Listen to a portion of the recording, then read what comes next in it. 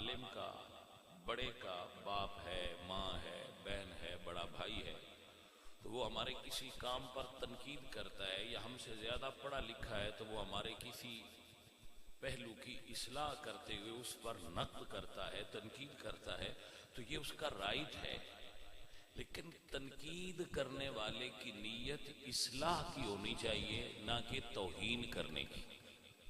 تو اکثر لوگ تنقید دوسروں کو نیچا دکھانے کے لیے اور دوسروں کی توہین کرنے کے لیے تنقید کرتے ہیں، اور وہ غلط تنقید ہوتی ہے. تنقید برائے اصلاح ہوتی ہے. تو جو اختلاف رائے ہے، آراء کا مختلف ہونا، اس کو بے ادبی نہیں سمجھنا چاہیے کہ فلاں آدمی میری رائے سے اختلاف رکھتا ہے تو یہ بے ادب ہے. جبکہ اگر جو لوگ اپنے آپ کو عقل کل سمجھتے ہیں وہ کسی کو اختلاف کی اجازت ہی نہیں دیتے. جبکہ ایسا معاملہ تو اللہ نے اپنے لیے بھی پسند نہیں کیا. مثلا جو قادر مطلق ہے، ساری کائنات کا خالق ہے اللہ، میرے رب نے فرشتوں سے کہا، فرشتوں انی جاعل فی الارض خلیفہ، میں زمین میں اپنا ایک نائب بنانے والا ہوں. تو مشورہ طلب کیا تو فرشتوں نے کہا، الہی یہ جو بندہ نائب خلیفہ آپ بنانا چاہتے ہیں، یسفک الدماء، یہ خون بہائے گا. انہوں نے دلیل دی نہ بنانے کی، اور اللہ کو یہ اپنا نقطہ نظر پیش کیا جو اللہ تعالی کی منشاء کے خلاف تھا، اور کہا نحن نسبح بحمدک ونقدس لک، مالک ہم ہیں نا تیری تسبیح کرنے والے، ہم عبادت بھی کریں گے، تسبیح بھی کریں گے، یہ بندہ بنانے کی ضرورت نہیں ہے. تو منشائے الہی تو بنانے کی تھی، کیونکہ کہا نا انی جاعل فی الارض خلیفہ، میں تو زمین میں خلیفہ بنانے والا ہوں. تو انہوں نے کہا نہ بنائیے، یہ خون ریزی کرے گا. اگر آپ کو فقط تسبیح کرنے والے درکار ہیں تو نحن نسبح بحمدک، ہم ہیں نا تسبیح کرنے والے، تو اس کو نہ بنائیے، یہ خون ریزی کرے گا، یہ زمین میں فساد بپا کرے گا زمین پر. تو فرشتوں نے اللہ تعالی کی منشاء کے خلاف اپنی رائے دی. تو رب ذوالجلال ان پہ ناراض نہیں ہوا. جن سے رائے طلب کی جائے پھر ان سے ناراض تو نہیں نہ ہوتے کہ بھئی تم میرے خلاف چلتے ہو. تو جب آراء مختلف ہوتی ہیں، ایک بات مختلف اذہان اور سمجھدار لوگوں کے ذہن سے گزر جاتی ہے تو وہ بات پختہ ہو جاتی ہے، اور اس میں صلابت آ جاتی ہے، اس میں پختگی آ جاتی ہے، اور وہ اس کے اندر موجود خامیاں نکل جاتی ہیں اور صاف بات نکھر کر الگ ہو جاتی ہے. تو اس لیے اللہ کے محبوب فرماتے ہیں، اور اللہ فرماتے ہیں شاورہم فی الامر وامرہم شورا بینہم، کہ اپنے معاملات کو مشورہ سے حل کرو، اور مشورہ اگر کوئی دے تو اس کا سننا چاہیے، اس کو اپنی منشاء کی مخالفت نہ سمجھا جائے. اگر سارے لوگ آپ کی آراء پر یس کرنے والے ہوں گے تو پھر اس کا مطلب ہے کہ آپ سیدھی راہ پر نہیں ہیں، کیونکہ آپ غلط کہیں گے وہ یس کرتے جائیں گے. تو اس وقت تک آپ کا معاملہ درست رہے گا جب تک آپ کے دوستوں میں ایسے لوگ موجود ہوں جو آپ کے غلط کو غلط کہہ سکتے ہیں کہ بھئی یہ غلط ہے اور یہ ٹھیک ہے.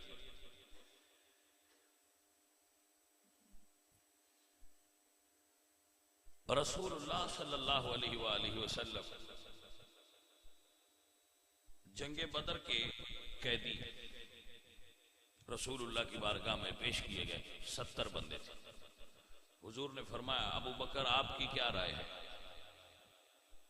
حالانکہ حضور اللہ کے نبی تھے، ان پر وحی آتی تھی. ابو بکر آپ کی کیا رائے ہے؟ تو عرض کی یا رسول اللہ ان سے پیسے لیں، چھوڑ دیں، فدیہ لے کر چھوڑ دیں. حضور نے فرمایا عمر آپ کی کیا رائے ہے؟ تو حضرت عمر نے عرض کی کہ یا رسول اللہ انہوں نے آپ کو بہت ستایا ہے، پھر ستائیں گے، جو میرے رشتہ دار ہیں وہ میرے حوالے کریں، جو مولا علی کے رشتہ دار ہیں وہ مولا علی کے حوالے کریں، ہم 70 کے 70 کی گردنیں اڑاتے ہیں۔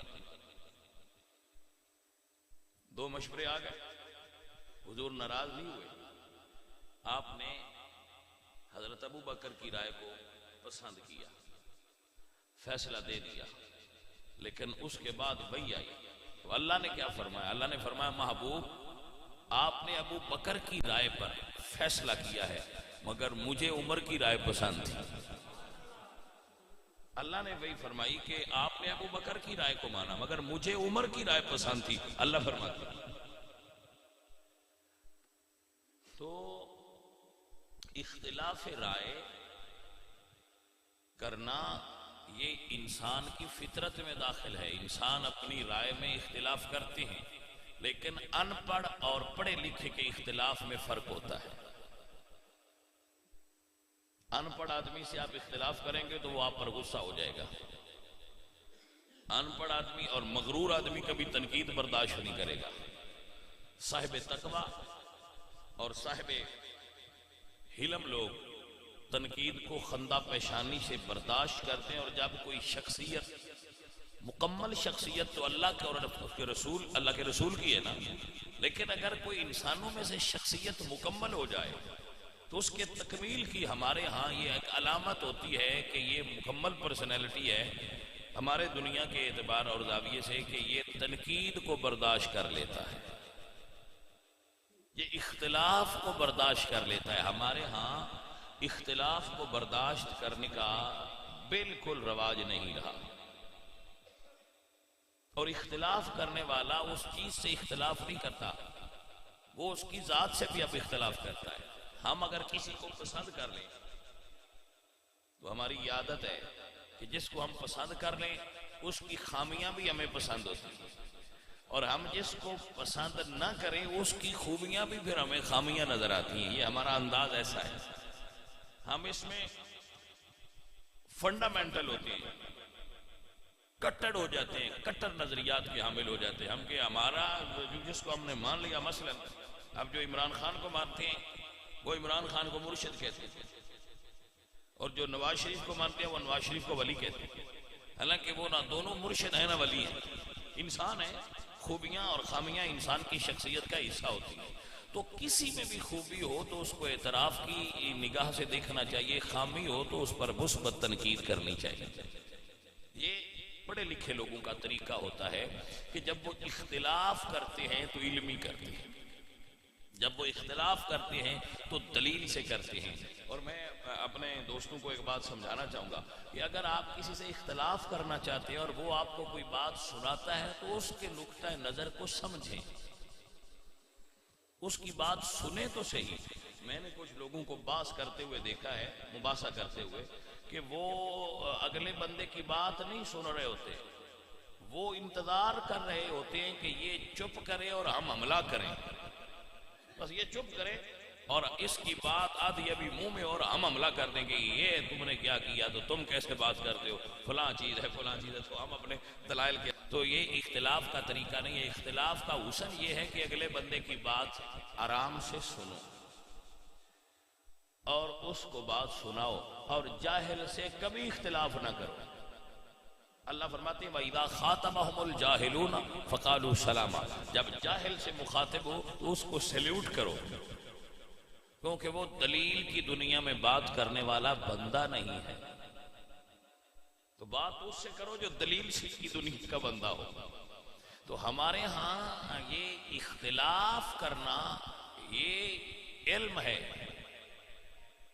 ہم مخالفت نہیں کرتے، مخاصمت کرتے ہیں، ہم دشمنی کر لیتے ہیں کہ اس نے ہماری رائے کی مخالف رائے کیوں کی۔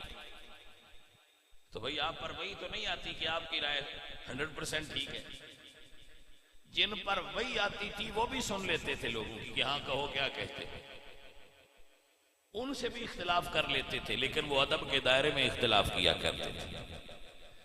مثلا رسول اللہ سرکار غزوہ تبوک سے واپس آ رہے تو لوگوں نے عرض کی کہ حضرت سرکار بھوک ہے تو ہمارے پاس کھانا نہیں ہے، تو اگر آپ حکم دیں تو اونٹ ذبح کر لیں۔ فرمایا کر لو۔ لوگوں نے اونٹ لٹا لیے تو حضرت عمر آئے تو آپ نے فرمایا کہ کیوں اونٹ لٹا رکھا؟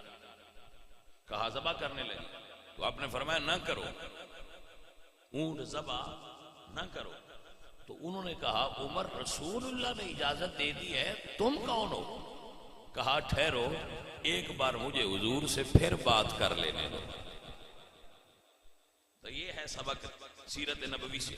اب رسول اللہ نے یہ نہیں کہا کہ میں نے ایک بار فرما دیا ہے کہ ذبح کر دو تو اب کرنا چاہیے۔ آپ نے فرمایا عمر بتا کیوں ذبح نہ کرے، اس کی دلیل کیا ہے تیرے پاس؟ تو حضرت عمر نے کہا کہ یہ جو اونٹ ہیں ان پر ہمارا بوجھ ہے، ریگستانی علاقہ ہے، صحرا کا سفر ہے، اگر اونٹ ذبح کر کے لوگ کھا گئے تو ہمارا بوجھ اٹھا کر مدینے کون لے جائے گا؟ تو حضور نے فرمایا عمر ٹھیک کہتا ہے، اس کی رائے کو مان لو اور جو پہلے میں نے حکم دیا تھا اس کو واپس لے لو۔ تو کیا اس سے رسول اللہ کا نعوذ باللہ کوئی شخصیت میں فرق آ گیا؟ آپ کی قد گھٹ گیا جو آپ نے کہا کہ وہ پہلے والا حکم واپس لے لو اور یہ دوبارہ حکم ہے؟ نہیں، حضور حضور ہی تھے۔ بڑا بڑا ہی ہوتا ہے، بڑا آدمی بڑا آدمی ہوتا ہے، وہ کبھی چھوٹا نہیں ہوتا۔ اور اپنی رائے کو بدلنا، یہ پتھر ہیں جو اپنی جگہ نہیں بدلتے، انسان اپنی آراء بدلتا رہتا ہے، انسان کی آراء مختلف ہوتی رہتی ہے، پتھر نہیں بدلتے، انسان بدلتے ہیں۔ تو رائے پر کبھی جمود طاری نہ کرے کہ میں نے یہ بات کر دی ہے اب چاہے غلط ہے میں اس پر ڈٹا رہوں گا، یہ بھی جہالت ہے۔ غلط بات پر کبھی نہ ڈٹو اور اپنی غلطی کو فوراً تسلیم کر لینا، یہ بڑے لوگوں کی نشانی ہوتی ہے۔ حالانکہ حضور غلطی نہیں کرتے، یہ نہ کوئی سمجھے کہ حضور نے غلط حکم دیا تھا، وہ ہو جاتا تو وہ بھی ٹھیک تھا۔ حضور کے بارے میں ہم یہ کہتے ہیں کہ حضور اگر دو میں سے ایک کو کریں تو دو بہترین میں سے ایک زیادہ بہتر ہوتا ہے۔ حضور کے بارے میں ہم یہ عقیدہ رکھتے ہیں۔ تو حضرت عمر نے کی کہ حضور نے فرمایا تو اب یہ لوگ بھوکے ہیں۔ حضرت عمر نے ایک دسترخوان بچھایا، یہ مسلم شریف میں حدیث ہے، ایک چمڑے کا دسترخوان بچھایا اور اعلان کیا کہ جس کے پاس جو ہے وہ لے آئے۔ تو سب لشکر کسی سے کھجور نکلی، کسی سے چھوارا نکلا، کسی سے پنیر نکلا، لا کر انہوں نے وہ اس چمڑے کے ایک دسترخوان پر ڈھیر کیا۔ تو حضرت عمر نے کی سرکار اب اس پر برکت کی دعا پڑھیں اور سب سے کہے کھا لیں، اونٹ بھی بچ جائیں گے اور آپ کی دعا سے کھانا بھی ہو جائے گا۔ تو اختلاف رائے کو برداشت کرنا یہ علم اور حلم کی اور بڑے لوگوں کی علامت ہوتی ہے۔ جاہل آدمی اختلاف رائے کو اپنی توہین سمجھتا ہے، پڑھا لکھا بندہ دلیل کے تابع ہوتا ہے۔ یہ جملہ نوٹ کر، اب شخصیت پرستی میں مبتلا ہیں یا دلیل کو ماننے والے ہیں، یہ اپنے اندر آپ ٹیسٹ لگا لیں۔ میں اس کی ایک مثال پیش کرتا ہوں۔ اللہ حضرت عمر فاروق رضی اللہ تعالیٰ عنہ اتنی بڑی شخصیت ہے، وہ اپنی حیات کے آخری لمحات میں تھے، زندگی ان کی ختم ہو رہی تھی، تو کچھ لوگ آپ کے پاس بیٹھ کر رونے لگے تو آپ نے فرمایا میرے پاس سے اٹھ جاؤ، کیونکہ حضور نے فرمایا ہے میت کے پاس رونے سے میت کے عذاب میں اضافہ ہوتا ہے۔ یہ حدیث ٹھیک ہے۔ جب لوگ اٹھ گئے تو ان اٹھنے والوں میں ایک صحابی بھی تھے، وہ جو پاس سن رہے تھے، وہ اما عائشہ کے پاس گئے۔ ایسا علامہ غلام رسول سعیدی علیہ رحمہ نے لکھا ہے مسلم شریف کے مقدمہ میں۔ وہ اما عائشہ کے پاس گئے اور عرض کی کہ آج عمر سے میں نے یہ حدیث سنی ہے، تو کیا یہ درست ہے، حدیث کا مفہوم اور اس کی امپلیمنٹیشن درست ہے؟ تو اما عائشہ نے فرمایا کہ اللہ عمر پر رحم فرمائے، حدیث ٹھیک ہے مگر وہ اس لیے نہیں ہے۔ میت کے پاس رونے سے میت کے گناہوں میں اور اس کے عذاب میں اضافہ ہوتا ہے، یہ حدیث کافروں کے بارے میں ہے۔ ایمان والوں کے لیے حکم قرآن کا یہ ہے اللہ تازر وازرۃ وزر اخری، کہ ایک کا بوجھ دوسرا نہیں اٹھائے گا۔ مطلب روم میں اور عذاب اس کو کیوں ہو؟ غلطی تو میں کر رہا ہوں. کافر کے پاس جب اس کے رشتہ دار روتے ہیں تو اس کے بوجھ میں اور اضافہ ہوتا ہے، مومن کے لیے ایسا نہیں ہے. تو صحابہ کرام نے اما عائشہ کی بات کو تسلیم کیا حضرت عمر کی بات کے مقابلے میں. حالانکہ حضرت عمر بڑے تھے، لیکن حضرت عائشہ کی بات تسلیم کیوں کی گئی؟ کیونکہ وہاں اللہ کے قرآن کی آیت بطور دلیل موجود تھی کہ ایک کا بوجھ دوسرے پر نہیں ڈالا جا سکتا. لیس للانسان الا ما سعی، انسان کے لیے وہ ہے جس کی وہ خود کوشش کرتا ہے. گناہ ایک کرے تو دوسرے پر اس کا بوجھ نہیں لادا جائے گا. تو اختلاف کرنا اور اختلاف کو قبول کرنا یہ اہل علم کا طریقہ ہے، اور ہمارے اسلاف اختلاف کیا کرتے تھے. صحابہ کرام کے درمیان فقہی مسائل میں، جزیات میں اور فروعات میں اختلاف تھا. صحابہ کرتے تھے، اہل بیت کرتے تھے. حضرت علی اور حضرت عباس کے درمیان اختلاف ہو جاتا تھا بعض امور میں، بلکہ بعض امور میں امام حسن اور حضرت علی کی آپس میں رائے مختلف ہوا کرتی تھی. یہ تاریخی روایات ہیں. اور صحابہ کرام کی آپس میں آراء مختلف ہوتی تھی. تو ائمہ کی آپس میں آراء مختلف ہیں. اگر آراء مختلف نہ ہوتی تو شافعی، حنبلی، مالکی، حنفی یہ فقہی جو مذاہب ہیں یہ وجود میں ہی نہ آتے. اگر علماء میں، پڑھے لکھے لوگوں میں، پڑھے لکھے لوگ تھے امت کے، امام احمد حنبل تھے، مالک تھے، شافعی تھے، امام اعظم تھے، اگر وہ پڑھے لکھے لوگ اختلاف نہ کرتے تو یہ چار مذاہب کیسے ہوتے اہل سنت؟ ان چار مذاہب کا ہونا اس بات کی علامت ہے کہ اختلاف تھا. فروعات میں، مسائل کی جزیات میں اختلاف ہوا تھا، ہوتا تھا، اب بھی ہے، کرتے رہیں گے. یہ اختلاف تو رحمت ہے. یہ اختلاف ہے جس کو حضور نے فرمایا اختلاف امتی رحمہ، میری امت کا اختلاف رحمت ہے. تو وہ اختلاف تھا علمی، اور اس اختلاف کا عالم یہ تھا کہ اگر ایک امام، اللہ اکبر، غالباً امام مالک کے بارے میں نے پڑھا ہے، میرے ذہن میں آتا ہے، تو آپ امام اعظم کے مزار پر گئے تو وہاں جا کر اپنے مذہب پر نہیں، ان کے مذہب پر عمل کرتے ہوئے نماز ادا فرمائی. یہ بزرگوں کے اختلاف کا رنگ تھا اور انداز تھا کہ وہ اختلاف ادب سے کرتے تھے. ہم تنقید اور اختلاف کرتے ہیں اگلے بندے کی توہین کرنے کے لیے. ہم پہلے کہتے ہیں تو جاہل ہے، تجھے پتہ نہیں ہے یہ بات یوں نہیں یوں ہے. وہی آپ نے جاہل کی ڈگری تو پہلے جاری کر دی، اب آپ کی اچھی بات بھی وہ قبول نہیں کرے گا. تو اگلے بزرگوں کے بارے میں سنا ہے کہ ایک بزرگ تھے، وہ بڑے داڑھی والے تھے اور بڑے ماشاءاللہ عمر رسیدہ تھے. وہ وضو فرما رہے تھے تو ان کا وضو غلط تھا. تو ایک نوجوان پڑھا لکھا تھا. اب اس نے یہ نہیں کہا کہ بابا جی آپ وضو غلط کر رہے ہیں. اس نے کہا بابا جی میں وضو کرتا ہوں، آپ بڑی عمر والے ہیں، ذرا دیکھ کے بتائیے گا میں نے وضو غلط تو نہیں کیا کہیں. اب جب انہوں نے وضو کیا تو وہ جو بزرگ تھے انہوں نے کہا یار مجھے لگتا ہے تو ٹھیک کر رہا تھا، میں نے غلط کیا ہوا، چلے آج سے میں اپنی اصلاح کر لیتا ہوں. تو یہ ہے اصول تنقید کہ مقصد اگلے بندے کی اصلاح ہے. تو اختلاف رائے انسانوں میں پایا جاتا ہے، انسان کی فطرت میں داخل ہے کہ ان کی آراء مختلف ہوتی ہیں، اور یہ رحمت ہے، یہ اللہ کی عطا ہے آراء کا مختلف ہونا. یہ زحمت اس وقت بنتی ہے جب جاہل اختلاف کرتے ہیں.